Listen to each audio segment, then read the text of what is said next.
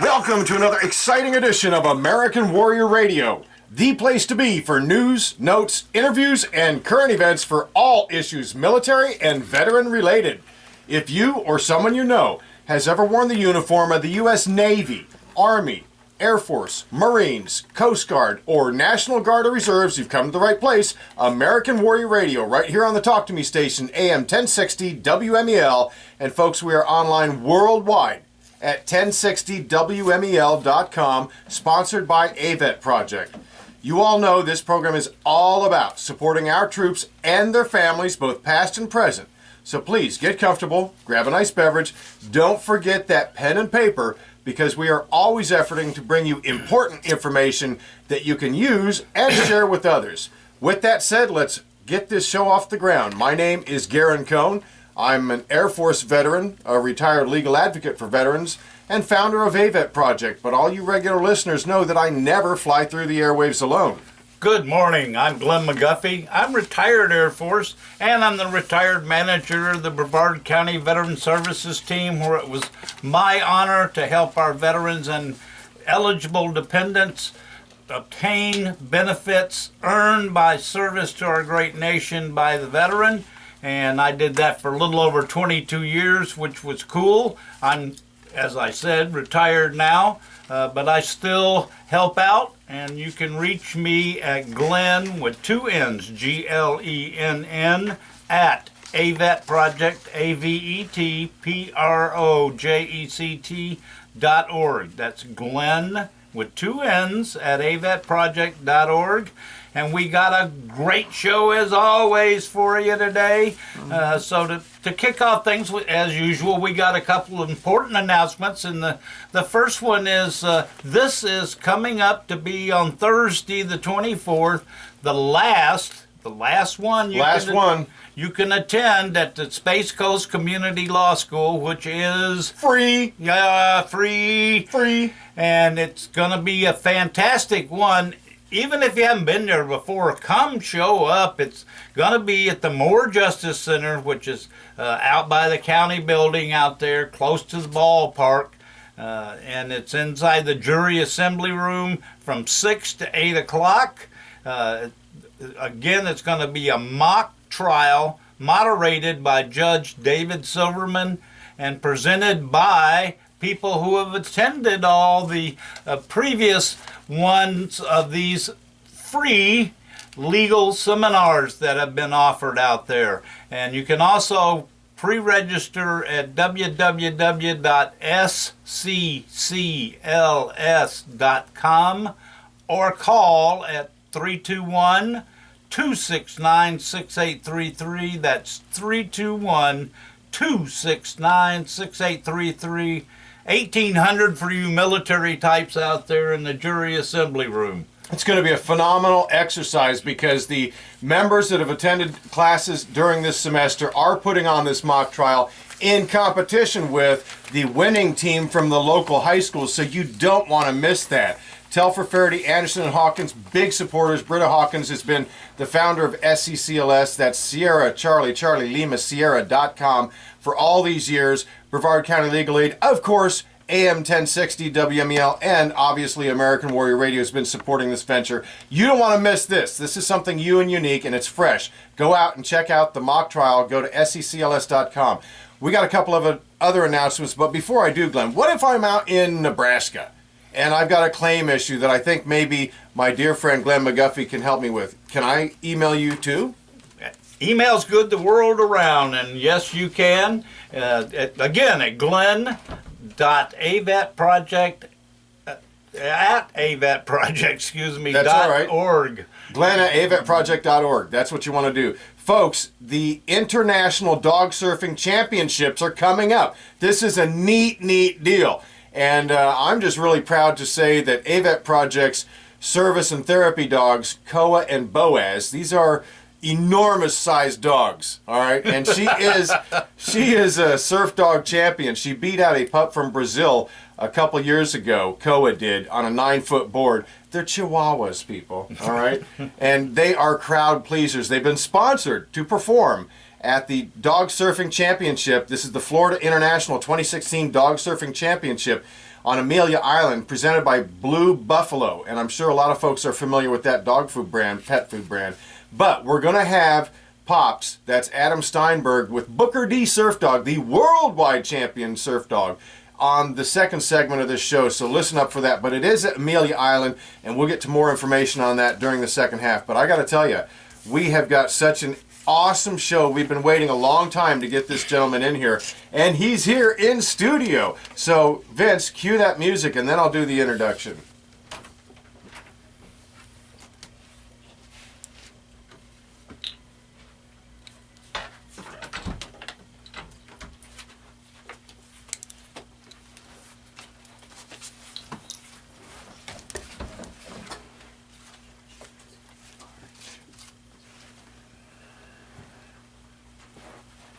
In studio with us right now is none other than United States Navy Lieutenant Adrian Kellgren, test pilot, well, instructor pilot anyway. Welcome, Lieutenant. How are you? Thank you very much for having me on the program today. Man, that's a heck of an introduction. Thank you for that. Oh, you're so deserving. I got to tell you, we want to give our audience a little. We'll get to everything that's interesting about you, because practically everything is interesting about you. I'm sure it is.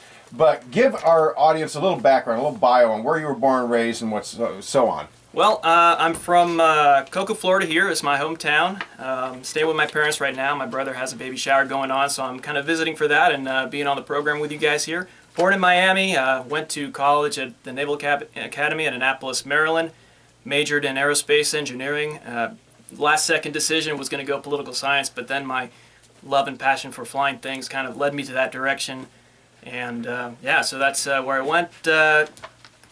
Got the appointment or commission over into the Navy, got picked up for the aviation pipeline, and here I am today. So how did that come about that you're a Naval Academy, you're going to the Naval Academy, and then you decide your career path? It was going to be poli-sci, but you said, I'd like to fly. Was that an easy thing to do? Is everybody encouraged to get into the flying program at the Academy? What? I kind of made that decision. It's kind of the thing where you're at the steakhouse and you got to order the steak. The Naval Academy is known for its engineering programs, so I thought my own interest and passion will get me through it, and it did. But it was kind of a struggle. It was intense, rigorous discipline, and very happy I did it, and a very, very learning experience there. Well, and go ahead, Glenn. Yeah, well, I was going to ask you, the Air Force training program for pilots is a year or more, depending on what platform you end up with. And how long is the Navy's basic flight program, and then how much longer could it go, depending if you got like an F-18 or something? Well, it really just starts from your commission. If guys want to be interested in flying jets or any kind of platform in the U.S. Navy, the biggest thing, they have to go to college, get an undergraduate degree, and then get a commission. From there, they'll apply for a certain discipline, either surface warfare, submarine, or aviation. If they pick up the aviation program, pilot program specifically, then they'll all go to Pensacola to start aviation pre-flight indoctrination. From there, they'll branch out and go off into primary flight training, which can end up around 6 months, depending on how the maintenance are doing on the aircraft. And they're flying the T6 today. Back when I was doing this in 2008, it was the T35 Turbo Mentor, all steam gauges inside and everything, so it was kind of like a bygone era. Yeah, a little bit of an antique, but those were pretty reliable. No ejection seats in those. You had to just hit the soak like in World War II, pop the canopy and jump out if something went wrong. But those are about 6 months of a training program there. After that one, depending on your flight grades and aptitude, they'll branch you off in either flying helicopters, P-8s, TAC Air, which then branches out into other platforms there. And what I do, I'm an instructor pilot in VT7 in Mississippi. I take the TAC Air side. So the guys who end up selecting tailhook, going to fly E2s or C2s, F-18s for the Navy, F-35s for the Marine Corps, Harriers, F-18s for those guys as well, and also the French. You train the Marine Corps pilots too. We do, yes. We train all those guys. Anybody who's going to be landing on boats, really, we train those guys. And also we train the French Navy as well, who fly the Rafale, that's kind of an interesting thing. I'll talk to you about that later on. But hey, I gotta ask. Sure. Does your family have any military history? The Kellgrens, very famous here locally for owning and operating Kel-Tec weapons. Yeah, my father was in the Swedish Navy. Back on when he came over to the U.S., everybody in the Swedish side had to have some type of military service back then. My grandfather and uncle and cousin, everybody was Army flavored. So they're kind of a little bit of a breakaway there to go with the Navy for my dad. But he went there, served, and then he got out and did his engineering stuff. And so that's kind of the exposure I had. So being raised, he had a boat, and I loved sailing and having to take trips to visit family in Sweden. We'd always have to go through international airports. So that's kind of where the aviation side came in, because being a small child, seeing these massive airplanes, I was like, oh, I want to be a pilot now. Oh, yeah. No, I love boating. So how do I marry the two up? Maybe. There you go. Well, There of you go. course, the two of us being Air Force think if you want to fly, you go in the Air Force. What influenced you to join the Navy? Oh, the Navy, my love of the ocean, and it wasn't really until you actually get deployed where you actually feel like you're in the Navy, because in the beginning, you're always land-based, you're flying and landing off of airfields, and right when you get your fleet squadron and you get deployed on a carrier, now all you see is the ocean, with the small exception where you can fly off of the carrier and then fly into country to do stuff out there. And you have been deployed. Tell us a little bit about that. Sure. Did 2 deployments back in 2010 and 2011, another one 2011 to 12. That was Operation Enduring Freedom. We did patrols in the Northern Arabian Sea out there in support of the troops. What airframe? What were you flying? That was the E-2C Hawkeye. So Airborne Early Warning Command and Control and Battlefield Command Management out there is an aerial platform that provides the flexibility to ground commanders to allow us to coordinate with other troops and forces, as well as air assets in the area, both Navy and Air Force and international, to allow rapid response, weapons on targeting, and things like that for the guys on ground who need it. So it's a very important platform to have there. We coordinate aerial refueling for guys. We coordinate ground attack for guys. All that? Oh, Holy yeah. cow. We have a crew of 5 guys out there, and airborne, and we're busy for those missions going in country out there. So it's a lot of fun, eye-opening, and you see a lot of the country out there. Well, before we came on the air, you were relating a story that was particularly interesting. I think our audience will love it. Tell us about that Sandstorm. What happened there? All right, so Or one of them, anyway. so we kind of talked about going out there and flying back.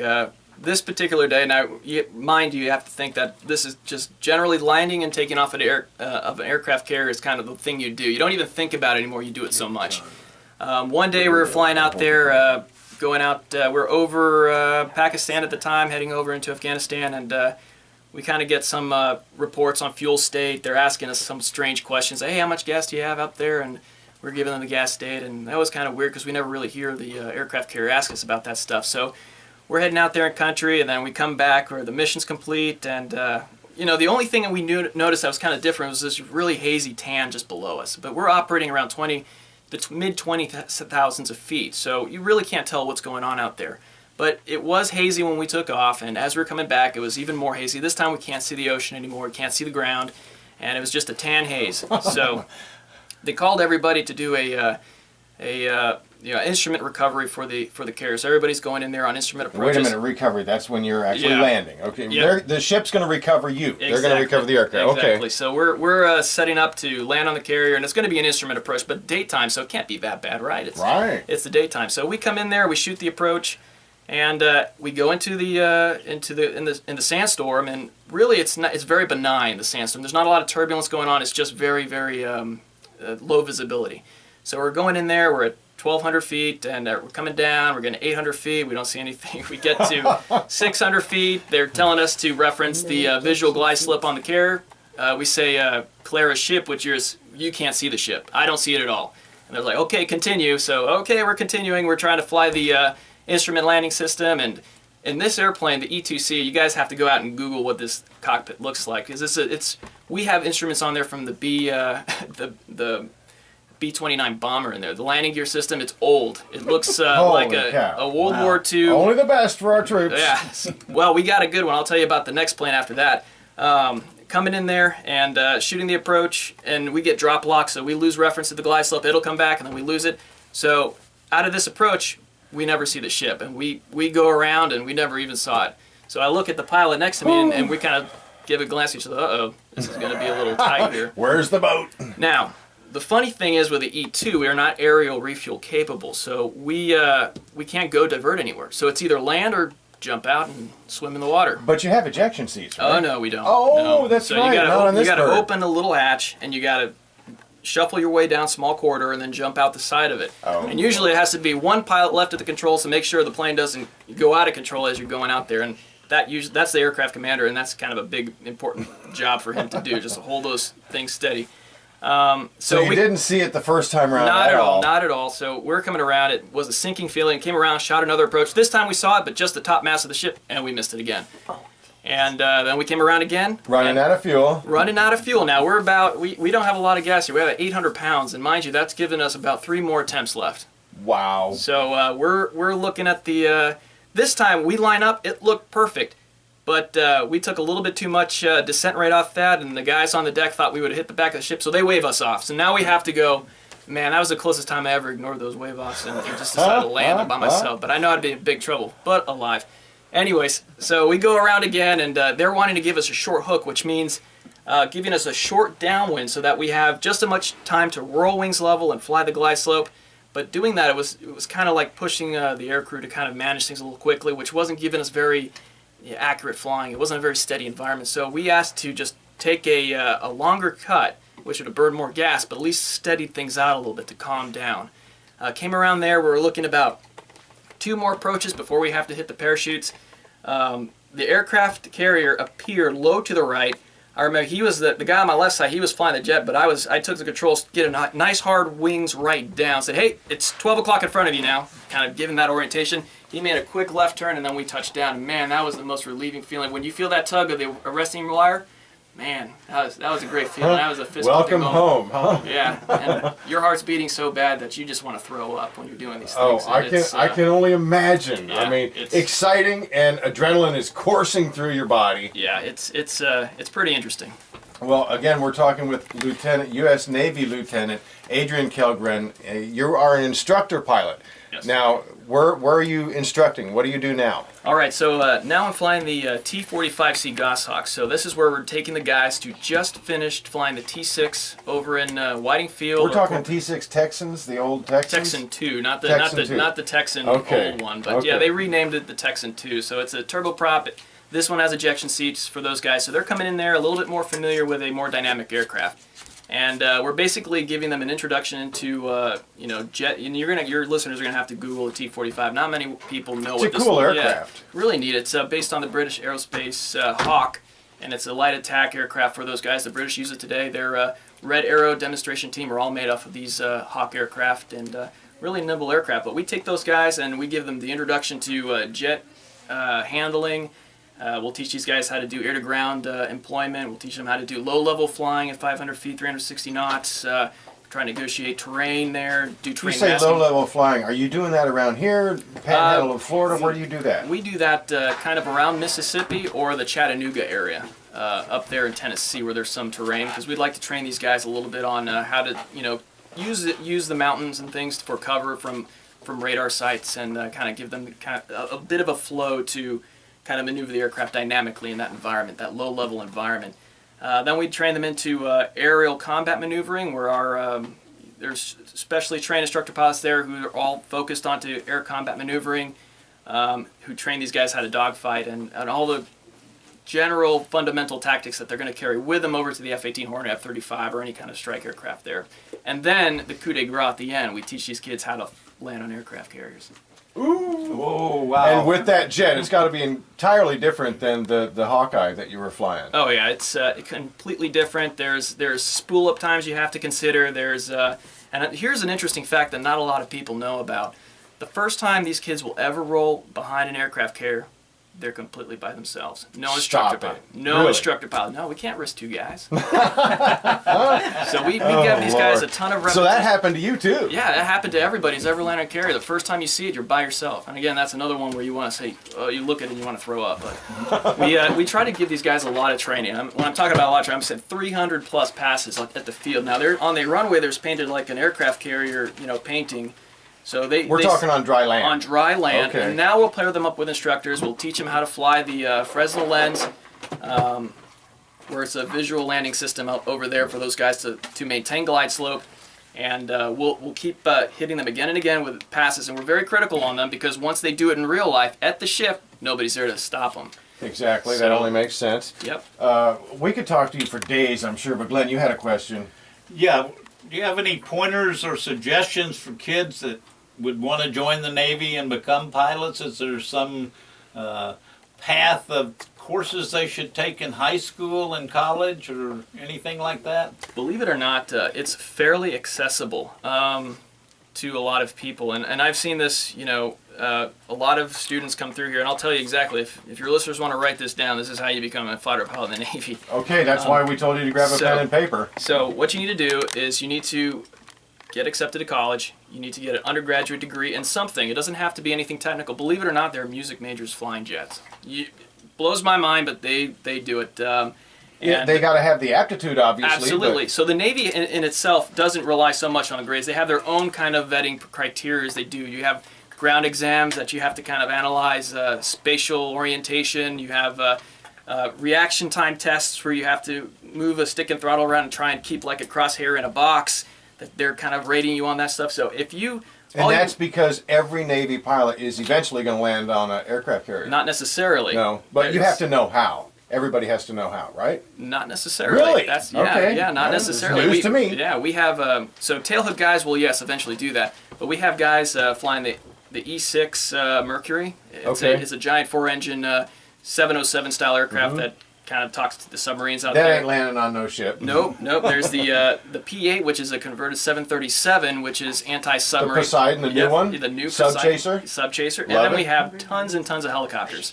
And those are out there. Those, there are guardian angels watching out over a lot of the tailhook guys flying out there in case they ever go down to pick them up.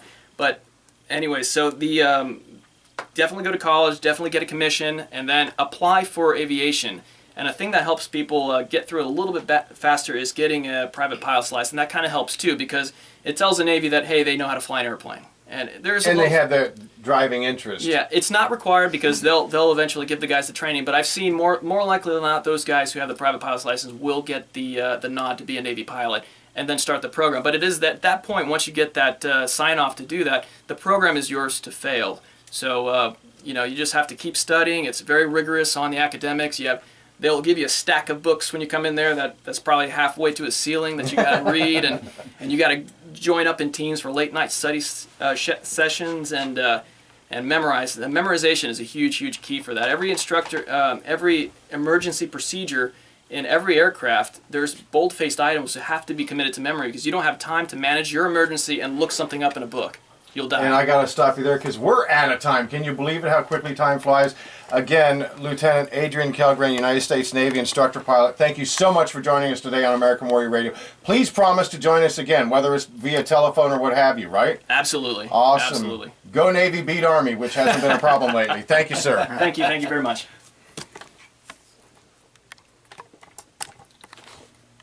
I guess that was it. Does that blow your mind? That's 22 minutes and it's gone like that. Wow.